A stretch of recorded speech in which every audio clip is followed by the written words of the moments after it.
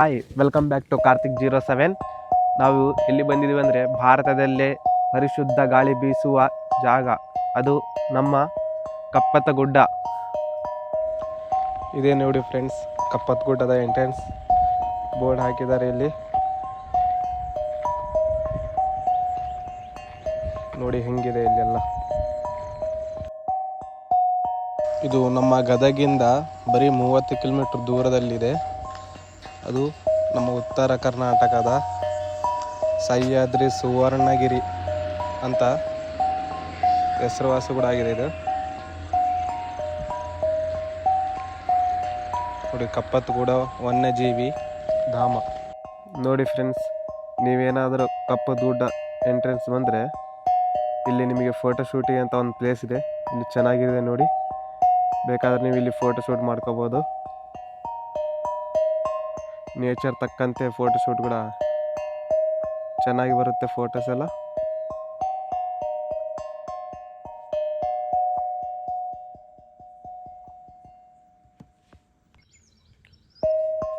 Nature ನೋಡಿ ಹೆಂಗಿದೆ, enjoy ಮಾಡಿ. ಇನ್ನು ಮುಂದೆ ಇಂಥವು ಭಾಳ ಇದ್ದಾವೆ, ಎಲ್ಲ ತೋರಿಸ್ತೀನಿ ನಿಮಗೆ. ಒಳ್ಳೆ ಒಳ್ಳೆ ಪ್ಲೇಸ್ಗಳು ಇದ್ದಾವೆ.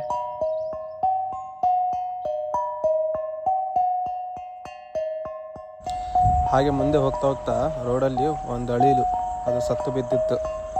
ಯಾರೋ ಪಾಪ ಅಳಿಲ ಮೇಲೆ ಗಾಡಿ ಓಡಿಸಿದರೆ ತೆಗೆದು ಸೈಡಿಗೆ ಹಾಕೋಣ ಅಂತ ಎತ್ತಿ ಇಲ್ಲೇ ಪಕ್ಕದಲ್ಲೇ ಮೆಲ್ಲಕ್ಕೆ ಹೋಗಿ ಅಲ್ಲಿ ಸೈಡಿಗೆ ಇಟ್ಟು, ಪಾಪ ಗುರು, ಅದು ಪಾಪ. ಕಪ್ಪತ್ತ ಗುಡ್ಡದಲ್ಲಿ ನಾವು ಬೆಟ್ಟ ಏರ್ತಿದ್ವಿ.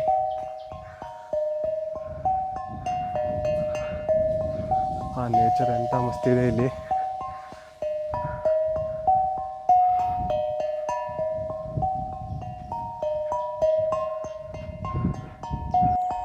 ಇದೇನಿದು, ಒಂದ್ರ ಮೇಲೊಂದು ಕಲ್ಲು ಜೋಡಿಸಿಟ್ಟಿದ್ದಾರೆ. ನಿಮಗೆ ಗೊತ್ತಿದ್ರೆ ನೀವು ಕಮೆಂಟ್ ಬಾಕ್ಸಲ್ಲಿ ಹೇಳಿ ಏನಂತ ಅದು.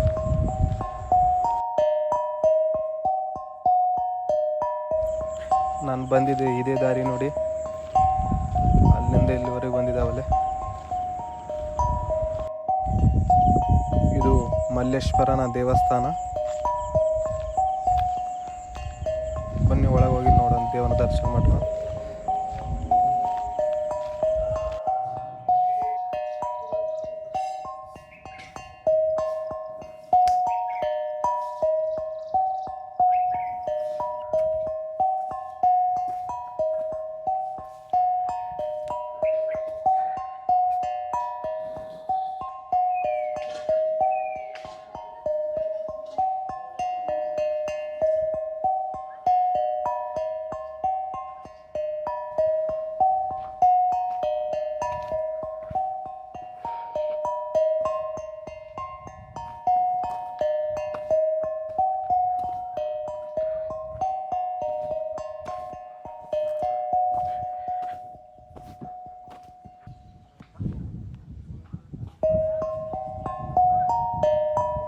ನಿಮಗೆ ನೇಚರ್ ಬೇಕಂದರೆ ಕಪ್ಪತ್ತ ಗುಡ್ಡ ಬರಲೇಬೇಕು.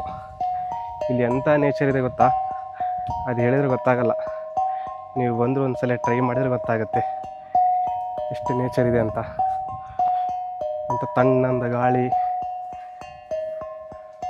ಮಸ್ತಿದೆ ಗೆಳೆಯರಲ್ಲಿ.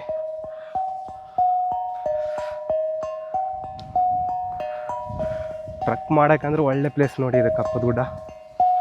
ಒಂದ್ಸಲ ನಿಮ್ಗೆ ಟ್ರಕ್ಕಿಂಗ್ ಯಾರಿಗೆ ಇಷ್ಟ ಇದೆ ಅವ್ರು ಒಂದ್ಸಲ ಬಂದು ಟ್ರಕ್ಕಿಂಗ್ ಮಾಡಿ, ಗೊತ್ತಾಗುತ್ತೆ ಇಲ್ಲಿ ಆ ಫೀಲ್ ಹೆಂಗಿರುತ್ತೆ ಅಂತ.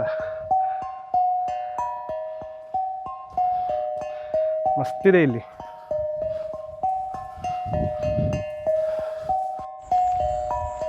ನಾನಿನ್ನೂ ಸ್ವಲ್ಪ ಲೇಟಾಗಿ ಬಂದಿದ್ದೀನಿ. ಇಲ್ಲೇನಾದರೂ ಬೆಳಗ್ಗೆ ಮುಂಜಾನೆ 6-7 ಗಂಟೆಗೆ ಬಂದಿದ್ರೆ ಇದೆಲ್ಲ ಫಾಗ್ ಇರ್ತಿತ್ತು. ಸ್ವಲ್ಪ ಲೇಟ್ ಆಯಿತು ಅಂತೇಳಿ ಸ್ವಲ್ಪ ಮಿಸ್ ಆಗ್ಬಿಡ್ತು ಇಲ್ಲಿ. ಇದೇ ನೋಡಿ, ಅದು ಫೋಟೋ ಶೂಟ್ ಪ್ಲೇಸ್ ಅಂದರೆ. ಇಲ್ಲಿಂದ ಫೋಟೋ ತೆಗೆದ್ರೆ ಎಷ್ಟು ಚೆಂದ ಗೊತ್ತಾ.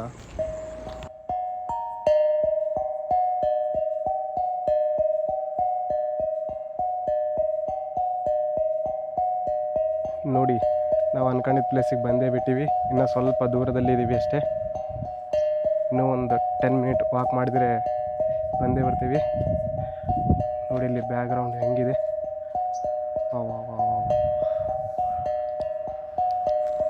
ಆಗಿನ ಕಾಲದಲ್ಲಿ ಈ ಆಂಜನೇಯನು ಲಂಕೆಗೆ ಸಂಜೀವಿನಿ ಪರ್ವತ ಎತ್ಕೊಂಡು ಹೋಗುವಾಗ ಅದರಲ್ಲಿ ಒಂದು ಸಣ್ಣ ಭಾಗ ಇಲ್ಲಿ ಬಿದ್ದಿತ್ತಂತ. ಅದರಿಂದ ಇದು ಸಂಜೀವಿನಿ ಪರ್ವತ ಕೂಡ ಎಂದು ಕರೆಯುತ್ತಾರೆ. ಹಾಗೆ ಇಲ್ಲಿ ಗಿಡ ಮೂಲಿಕೆಗಳು ಇರ್ತಾವಲ್ಲ, ಅದು ಕೂಡ ಸಿಗ್ತಾವಂತೆ. ಕಪ್ಪು ಗುಡ್ಡದಲ್ಲಿ ಲವರ್ಸ್ಗಳು ಅಂತೂ ಹೇಳಲೇಬಾರ್ದು. ಎಷ್ಟು ಜನ ಬರ್ತಿದ್ದಾರೆ ಗೊತ್ತಾ ಇಲ್ಲಿ ಲವರ್ಸ್ಗಳು.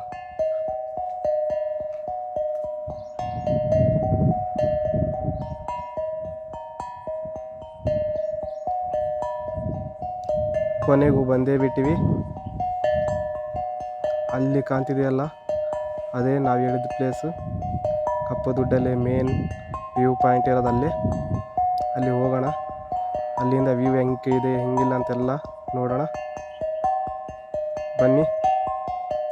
ಕಪ್ಪು ದುಡ್ಡ ಅಂದರೆ ಏನು ಅಂದ್ಕೊಂಡಿದ್ದೆ, ಬಟ್ ಇಲ್ಲಿ ಬಂದ ಮೇಲೇ ಗೊತ್ತಾಯಿತು ಇಷ್ಟು ಒಳ್ಳೆ ನೇಚರ್ ಇದೆ ಅಂತ. ಇಲ್ಲಿ ಒಂದೊಂದು ಹೆಜ್ಜೆಗೂ ನಿಮಗೆ ಫೋಟೋಶೂಟಿಗೆ ಒಳ್ಳೊಳ್ಳೆ ಪಾಯಿಂಟ್ಗಳು ಸಿಗುತ್ತವೆ. ಇಲ್ಲಿ ನೇಚರ್ ನೋಡಿದ್ರೆ ನೀವು ಏನಂತೀರಿ ಗೊತ್ತಾ, ಅಷ್ಟು ಸುಂದರ ಅಂದ್ರೆ ಸುಂದರ, ಅಷ್ಟು ಸುಂದರವಾಗಿದೆ ಇಲ್ಲಿ ನೇಚರ್.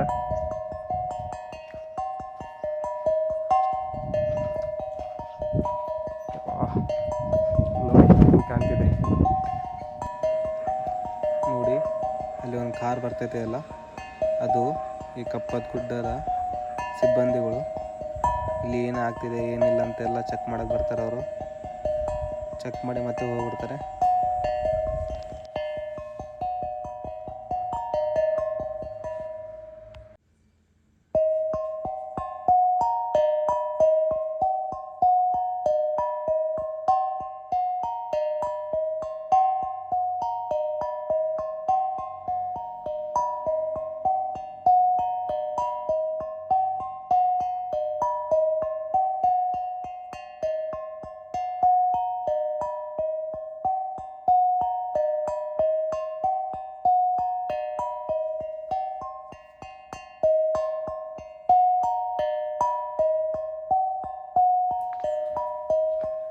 ಇನ್ನು ಸ್ವಲ್ಪ ಹೋದರೆ ವ್ಯೂ ಪಾಯಿಂಟ್ಗೆ ಹೋಗ್ತೀವಿ. ನೋಡಿ ಫ್ಯಾನ್ಗಳು ನೋಡಿ ಹೆಂಗಿದೆ. ಇದು ಒಂದು ನಿಂತೇ ಬಿಟ್ಟಿದೆ. ಕೊನೆಗೂ ಅಲ್ಲಿ ಒಂದು ತಿರುಗ್ತೀವಿ. ಕೊನೆಗೂ ಬಂದೇ ಬಿಟ್ವಿ. ನೋಡಿ ಯಾವುದು ಅದು ಅಂದರೆ ನಮ್ಮ ಕಪ್ಪತ್ತ ಗುಡ್ಡ ಇದೇ ನೋಡಿ. ಇಷ್ಟೆಲ್ಲ ಟ್ರೆಕ್ಕಿಂಗ್ ಮಾಡಿ ಲಾಸ್ಟಿಗೆ ಸೇರೇ ಬಿಟ್ವಿ ನಮ್ಮ ಕಪ್ಪದ ಗುಡ್ಡಗೆ. ನೋಡಿ ಚೆನ್ನಾಗಿದೆ. ಇಂಥ ಒಳ್ಳೆ ಮೂಮೆಂಟಲ್ಲಿ ಇವಾಗ ಮಳೆ ಏನಾದರೂ ಬಂದರೆ ಅದೆಂಥ ಫೀಲ್ ಆಗುತ್ತೆ ಗೊತ್ತಾ. ಇಲ್ಲಿ ಕಳೆದು ಹೋಗ್ತಿರೋ ಗುರು ಇಲ್ಲಿ ಬಂದರೆ ಹಂಗಿದೆ ಇಲ್ಲಿ. ಅದು ಹೇಳಿದ್ರೆ ಗೊತ್ತಾಗಲ್ಲ, ನೀವು ಬರ್ಬೇಕು. ನೀವು ಅಲ್ಲಿಂದ ಟ್ರೆಕ್ಕಿಂಗ್ ಮಾಡಿ ಬಂದಿರ್ತೀರಲ್ಲ, ಇಲ್ಲಿ ಬಂದು ಸ್ವಲ್ಪ ರೆಸ್ಟ್ ಮಾಡಿ. ಅದರ ಸಮಾಧಾನ ಇದು ಮಾಡಿಸಿದ್ದು. ಮತ್ತು ಇಲ್ಲಿಂದ ಕೊಡೋ ಪ್ಲೇಸು ಎಷ್ಟು ಸುಂದರ ಕಾಣ್ತದೆ ಗೊತ್ತಾ.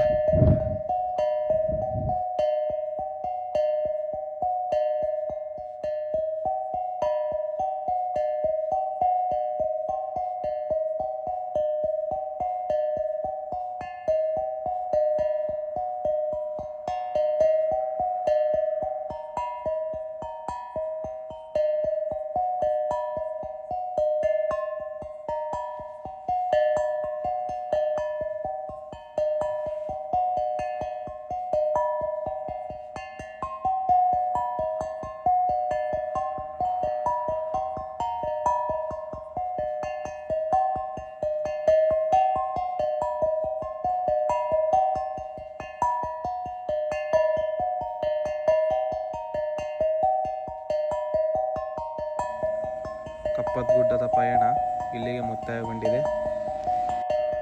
ಇನ್ನು ನನ್ನ ಯೂಟ್ಯೂಬ್ ಚಾನಲ್ಗೆ ಲೈಕ್ ಆ್ಯಂಡ್ ಶೇರ್ ಸಬ್ಸ್ಕ್ರೈಬ್ ಯಾರು ಮಾಡಿಲ್ಲ ಬೇಗ ಮಾಡಿ. ಮತ್ತು ನೆಕ್ಸ್ಟ್ ವೀಡಿಯೋದಲ್ಲಿ ಸಿಗೋಣ. ಬಾಯ್.